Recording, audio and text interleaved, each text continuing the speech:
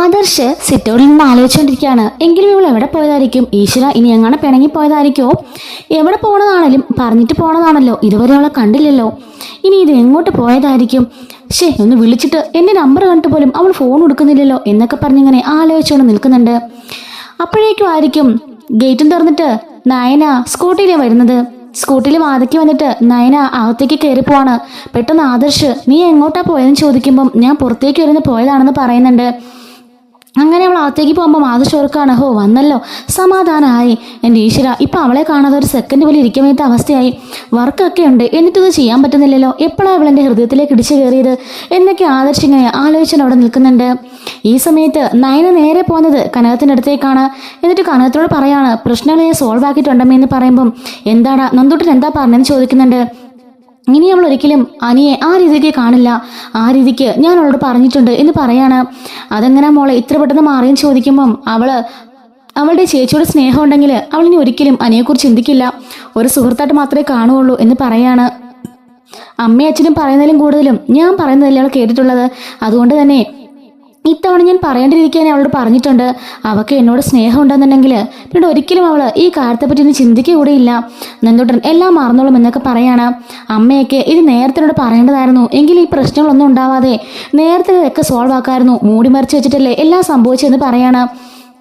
അപ്പോഴേക്കും കനകം പറയുന്നുണ്ട്, മോളെ അത് പിന്നെ മോളിത് കാര്യങ്ങളൊക്കെ അറിഞ്ഞാൽ അവളുടെ കൂടെ നിൽക്കുമെന്ന് ഞങ്ങൾക്കൊരു പേടിയായിപ്പോയി, അതുകൊണ്ടാന്ന് പറയുമ്പോഴേക്കും നയന പറയാണ്, എൻ്റെ അമ്മേ അങ്ങനെ എനിക്ക് തോന്നുന്നു, ഞങ്ങളുടെ ജീവൻ തന്നെ ഒരു തുലാസിൽ നിൽക്കുക ഈ സമയത്ത് അങ്ങനെ പറയാൻ ചെയ്യുമെന്ന് അമ്മയ്ക്ക് തോന്നുന്നുണ്ടോ എന്ന് നയന ചോദിക്കുമ്പോഴേക്കും, സോറി മോളെ, ഇനി എന്തുണ്ടെങ്കിലും ഞാൻ മോളോട് പറഞ്ഞോളാം, മോളൊന്നും ഓർത്ത് വിഷമിക്കണ്ട എന്ന് പറയുന്നുണ്ട്. പിന്നെ മോള് പോയപ്പോൾ തൊട്ടേ ഒരാൾ വാലിന് തീ പിടിച്ച പോലെ ഇവിടെല്ലാം നടക്കുന്നുണ്ടായിരുന്നു, മോളുടെ ആദർശ് എന്ന് പറയുന്നുണ്ട് കേട്ടോ. അങ്ങനെ നയനയാണെങ്കിൽ റൂമിലേക്ക് പോവാണ്.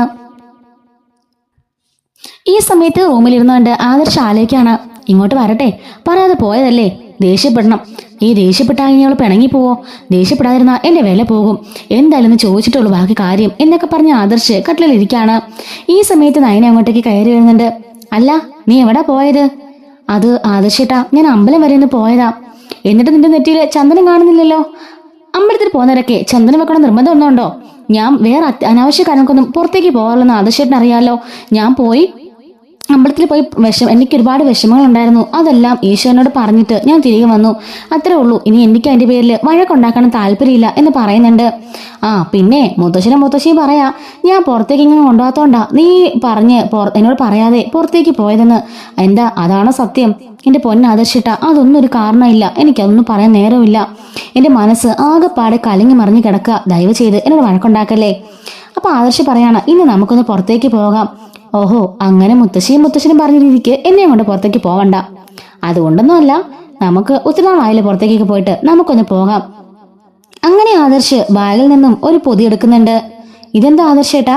ദാ ഇതൊരു സാരിയാ, ഇന്ന് കമ്പനിയിലേക്ക് ഒരു സ്ത്രീ സാരിയുമായിട്ട് വന്നിരുന്നു, അവിടെ ലേഡീസൊക്കെ സാരി സെലക്ട് ചെയ്യുന്ന കണ്ടപ്പോ ഞാൻ പവിത്രയെ കൊണ്ട് നിനക്ക് സെലക്ട് ചെയ്യിപ്പിച്ചതാ.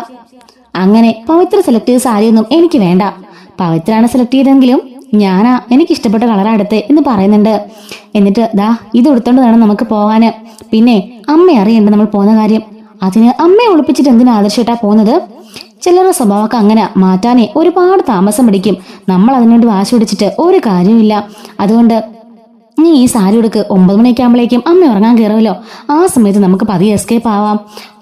അമ്മയുടെ സ്വഭാവം മാറാൻ കുറച്ച് താമസമൊക്കെ ഉണ്ട്, നീ അതൊക്കെ ഒന്ന് അഡ്ജസ്റ്റ് ചെയ്യേ. അത് സാരില്ലാതെ ചേട്ടാ, എനിക്ക് എന്തായാലും ഈ സാരി ഒരുപാട് ഇഷ്ടപ്പെട്ടു എന്നൊക്കെ പറഞ്ഞുകൊണ്ട് നയന ഈ സാരി ഇങ്ങനെ നെഞ്ചത്ത് പിടിച്ചോണ്ട് നിൽക്കുന്നുണ്ട്. ഇതേ സമയത്ത് തന്നെ മുത്തശ്ശനും ഹാളിലിരുന്നുകൊണ്ട് നയനെക്കുറിച്ചും ആദർശിനെ കുറിച്ചും സംസാരിച്ചുകൊണ്ടിരിക്കുകയായിരിക്കും. എന്തായാലും ആദർശിനിപ്പോ ഒരു തുള്ളി പോലും അവളെ പിരിഞ്ഞിരിക്കാൻ പറ്റുന്നില്ല. ഈശ്വര, കമ്പനിയിലെ കാര്യങ്ങൾ ഓർക്കുമ്പോഴാ ഓഫീസിൽ പോലും പോവാതെ നിൽക്കുകയല്ലേ എന്ന് മുത്തശ്ശി പറയുന്നുണ്ട്. പിന്നെ കമ്പനിയിൽ ജയനും മറ്റ് സ്റ്റാഫുകളും അവനും എല്ലാം ഉണ്ടല്ലോ, അതുകൊണ്ടൊരു സമാധാനം. കമ്പനി എന്തായാലും ഡൗണായി പോവില്ല, ഇപ്പോഴൊരു സ്നേഹിക്കുന്ന കാലല്ലേടോ, സ്നേഹിക്കട്ടെ, കമ്പനിയൊക്കെ അവൻ നോക്കിക്കോളും എന്ന് മുത്തശ്ശൻ പറഞ്ഞ് സമാധാനിപ്പിക്കുന്നുണ്ട്. അപ്പോഴേക്കും അങ്ങോട്ടേക്ക് നയന വരികയാണ്. മോൾ എങ്ങോട്ടായി പറയാതെ പോയത്?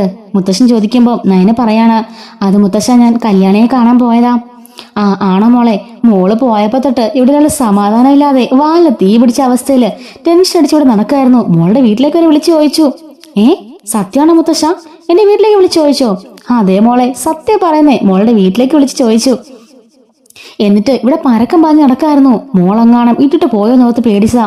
ഞാൻ പറഞ്ഞില്ലേ അന്ന് മോള് കുറച്ചു ദിവസം വീട്ടിൽ പോയി നിന്നപ്പോ തന്നെ ആദർശന്റെ മാറ്റം മോള് കണ്ടില്ലേ എന്ന് മുത്തശ്ശി ചോദിക്കാണ്. ഇടയ്ക്കിടയ്ക്ക് ഇങ്ങനത്തെ ഇറങ്ങിപ്പോക്ക് അനിവാര്യ മോളെ, എങ്കിൽ മാത്രമേ ഇവനൊക്കെ പഠിക്കുകയുള്ളൂ. നയനെ പറയാണ്, എനിക്കും ഒരുപാട് സങ്കടമായിരുന്നു അന്ന് വീട്ടിൽ പോയി നിന്നെ, പിന്നെ ഞാൻ ഉറങ്ങിയിട്ട് കൂടിയില്ല. മുത്തശ്ശി പറയുന്നുണ്ട്, അങ്ങനെ വേണം, ഉറങ്ങാതിരുന്നാലല്ലേ പരസ്പരം സ്നേഹം ഉണ്ടെന്നുള്ള അർത്ഥമുള്ളൂ. അത് മാത്രമല്ല, ഇനി എന്തെങ്കിലും പ്രശ്നം ഉണ്ടായാല് മോൾ ഇറങ്ങി വീട്ടിൽ പൊക്കോണം. കാരണം അപ്പൊ ആദർശിന് നിന്റെ വില മനസ്സിലാവും, ആദർശ് പുറകെ വന്നോളും എന്നൊക്കെ പറയുന്നുണ്ട്. പ്രശ്നരൂക്ഷമാണെങ്കിൽ ഞാനും നിന്റെ മുത്തശ്ശിങ്ങൾ ഇടപെട്ടോളാം എന്ന് മുത്തശ്ശൻ പറയാണ്. മുത്തശ്ശി പറയുന്നു, ഇതുപോലെ കൊച്ചുമക്കളുടെ ഭാര്യമാരെ ഉപദേശിക്കുന്ന മുത്തശ്ശിനെ മോളെ എവിടെയെങ്കിലും കണ്ടിട്ടുണ്ടോ എന്നൊക്കെ ചോദിച്ച് അവന് ചിരിക്കുന്നുണ്ട്. ആദർശമോൻ ഇപ്പൊ മോളെ ഒരു നിമിഷം പോലും കാണാൻ പറ്റാത്ത അവസ്ഥയിൽ നിൽക്കുക. മോളെ എവിടെ പോയെന്നോർത്ത് ഇവിടെ എല്ലാം തപ്പിത്തടഞ്ഞ് നടക്കായിരുന്നു എന്നൊക്കെ മുത്തശ്ശൻ പറയുമ്പോഴേക്കും നയന ചിരിക്കുന്നുണ്ട്. എന്നിട്ട് മുത്തശ്ശൻ പറയാണ്, ഇപ്പൊ മോളോട് ആദർശന് നല്ല സ്നേഹമാണ്, അതുകൊണ്ട് അവനെ നീ അതുപോലെ കെയർ ചെയ്തണം, ആ സ്നേഹം ഒരിക്കലും വിട്ടുപോകാൻ പാടില്ല എന്നൊക്കെ പറയുമ്പം ശരി മുത്തശ്ശ എന്ന് നയനയും പറയാണ്. ഈ സമയത്ത് പുറത്തുനിന്ന് ചെടി നനയ്ക്കായിരിക്കും കനകം. അങ്ങോട്ടേക്ക് നയന വരുന്നുണ്ട്. അത് പിന്നെ അമ്മേ, അവക്ക് 20 വയസ്സായി, എങ്കിലും അവളെ ഉടനെയെങ്ങും കല്യാണമൊന്നും കഴിപ്പിക്കണ്ട. അവളോട് ടെസ്റ്റ് എഴുതാൻ പറ, നല്ലൊരു ജോലി സമ്പാദിക്കാൻ പറ, എന്നിട്ട് മതി കല്യാണമൊക്കെ. അതെന്റെ പൊന്നുമോളെ, ഇനിയൊരു കല്യാണത്തിന് അവൾ സമ്മതിക്കുമെന്ന് എനിക്ക് തോന്നുന്നില്ല. അവളുടെ മാനസികാവസ്ഥ അങ്ങനത്തെ ഒരു അവസ്ഥയിലാ. അതെങ്ങനാമേ, ഒരിക്കൽ പോലും ഒരാണും അവളുടെ മനസ്സിലേക്ക് ഇടിച്ചു കയറിട്ടില്ല. പിന്നെ എങ്ങനെ ആനി, എനിക്കതാ മനസ്സിലാവാത്തെ. ഞങ്ങൾ രണ്ടുപേരും ജീവിതം കണ്ടിട്ടും അവൾ മനസ്സിലായില്ലല്ലോ അമ്മേ എന്നൊക്കെ പറയാണ്. അപ്പോഴേക്കും കനകം പറയാണ്, മോളെ അതൊന്നും ഓർക്കണ്ട, അവളുടെ പെട്ടെന്നൊരു നിമിഷത്തെ ചാവല്യായിരിക്കും, അവളൊരു പെൺകുട്ടിയല്ലേ. അപ്പോഴേക്കും ആനിയോടെ നിൽക്കുന്നത് നയന കാണുന്നുണ്ട്. അമ്മേ ദാ ആനിയോടെ നിൽക്കുന്നു. അതെ, പിന്നെ അമ്മേ, നമുക്ക് കന്നിമാസത്തിലെ കല്യാണം നടത്താൻ പറ്റില്ല, നമുക്ക് തുലാമാസത്തിലെ കല്യാണം നടത്തിയാലോ? അത് ശരിയാ മോളെ, തുലാമാസം നടത്താം. അച്ഛന്റെ സുഹൃത്തിന്റെ മോനല്ലേ, നല്ല പയ്യനാ, ഞാൻ കണ്ടിട്ടുണ്ട്, നമ്മളെ കുടുംബമായിട്ട് നന്നായിട്ട് യോജിച്ചു പോകും. നയന പറയാണ്, ശരിയാമ്മേ, സ്ത്രീധനം ഒന്നും വേണ്ട, പെണ്ണിനെ മാത്രം മതി എന്നല്ലേ പറഞ്ഞത്. തുലാമാസത്തിൽ തന്നെ നമുക്ക് കല്യാണം ഉറപ്പിക്കണം. നല്ല പയ്യന, നല്ല കുടുംബമാ, എനിക്കും അറിയാം പയ്യനെ കുറിച്ച് എന്നൊക്കെ അവൻ കേൾക്കാൻ വേണ്ടിയിട്ട് നയന പറയുന്നുണ്ട്. എന്നിട്ട് നയന പതിയെ അനിയടുത്തേക്ക് പോയിട്ട്, അനി എനിക്ക് കുറച്ച് സംസാരിക്കാനുണ്ട്, നീ എന്റെ കൂടെ വന്നേ എന്നും പറഞ്ഞിട്ട് അനിയെ വിളിച്ചുകൊണ്ട് നയന ടെറസിന്റെ അങ്ങോട്ടേക്ക് പോവാണ്. എന്നിട്ട് നയന പറയാണ്, അനിയെക്കുറിച്ച് ഞാൻ ഇങ്ങനെയൊന്നും കരുതിയില്ല. അനി ചോദിക്കാണ്, എന്താ ഏട്ടത്തി? അല്ല, സാധാരണ ആൺകുട്ടികള് പെൺകുട്ടികൾ ഇച്ചിരി ഫ്രീഡമായിട്ട് ഇടപഴകുമ്പം അപ്പത്തന്നത് പ്രണയമാണെന്നൊക്കെ കരുതിയിട്ട് ആ പെൺകുട്ടിയോട് സംസാരിക്കാറും ആ രീതിക്ക് പെരുമാറാറും ഉണ്ട്. പക്ഷെ അനിയിൽ നിന്നും ഇങ്ങനൊന്നും പ്രതീക്ഷയില്ല. നന്ദു നിന്നെ നല്ലൊരു സുഹൃത്തായിട്ട് മാത്രമേ കണ്ടിട്ടുള്ളൂ. പക്ഷെ നീ അവളെ ഈ ഒരു അർത്ഥത്തിൽ കാണുമെന്ന് അവള് ചിന്തിച്ചിട്ട് കൂടിയില്ല. അത് ഏട്ടത്തി, നേരത്തെ തന്നെ ഞാൻ അവളോട് ഈ കാര്യം പറഞ്ഞിട്ടുണ്ട്. പക്ഷെ ഞാനൊരു സുഹൃത്താണെന്നോ എന്നോട് ഇഷ്ടമില്ലെന്നോ അവൾ ഇതുവരെ പറഞ്ഞിട്ടില്ല. അപ്പോഴേക്കും നയന പറയാണ്, അത് വേറൊന്നും കൊണ്ടല്ല, അവക്കൊരു ഷോക്കായിരുന്നു നീ അങ്ങനെ പറഞ്ഞപ്പോ. ഞങ്ങളുടെ അനിയനല്ലേ നീ, അതവക്ക് താങ്ങാൻ പറ്റിയില്ല, അതുകൊണ്ടാ. അല്ലാതെ നിന്റെ വിവാഹം ഉറപ്പിച്ചുള്ള വിഷമം കൊണ്ടൊന്നും അല്ല. നിന്റെ ആ പ്രവൃത്തിയിലുണ്ടായ വിഷമം കൊണ്ടാ അവളിങ്ങനെ നടക്കുന്നേ എന്ന് പറയുന്നുണ്ട്. നീ അവക്ക് ഒരു സുഹൃത്തിന്റെ എല്ലാ സ്നേഹം കൊടുക്കണം. അതുപോലെ തന്നെ അനാമികയുമായിട്ട് നീ നന്നായിട്ട് സ്നേഹത്തിലാവണം. ഇവിടെ നടക്കുന്ന ഓരോ പൂജയിലും കണ്ടില്ലേ എന്തൊക്കെ വിഘ്നങ്ങളാണ് ഉണ്ടാകുന്നത്? അതെല്ലാം നീ കാരണ, നിന്റെ മനസ്സ് കാരണ. നിന്റെ മനസ്സിനുള്ളിൽ അനാമിക ഇല്ലാത്തോണ്ടാ കല്യാണം വന്ന് തലയ്ക്ക് ഇത് നിൽക്കുമ്പം ഇങ്ങനെയൊക്കെ ചിന്തിക്കാൻ പാടുണ്ടോ അനി? അതുകൊണ്ട് ഇനി മേലാല് നന്ദുനെ കുറിച്ച് ഓർക്കാൻ പോലും പാടില്ല. നന്ദുനെ പൂർണ്ണമായിട്ട് മറന്നേക്ക്. ഒരു സുഹൃത്തോട് മാത്രം അവളെ കണക്കാക്കിയാൽ മതി. ഇനി നിന്റെ ഭാര്യ അനാമികയാണ്, അത് മാത്രം നീ ഓർത്താൽ മതി എന്നും പറഞ്ഞിട്ട് നയന അവിടെ നിന്ന് പോകുന്നുണ്ട്. അപ്പോഴേക്കും അവൻ ആകെപ്പാടെ ഇങ്ങനെ സങ്കടപ്പെട്ട് നിൽക്കുന്നുണ്ട് കേട്ടോ.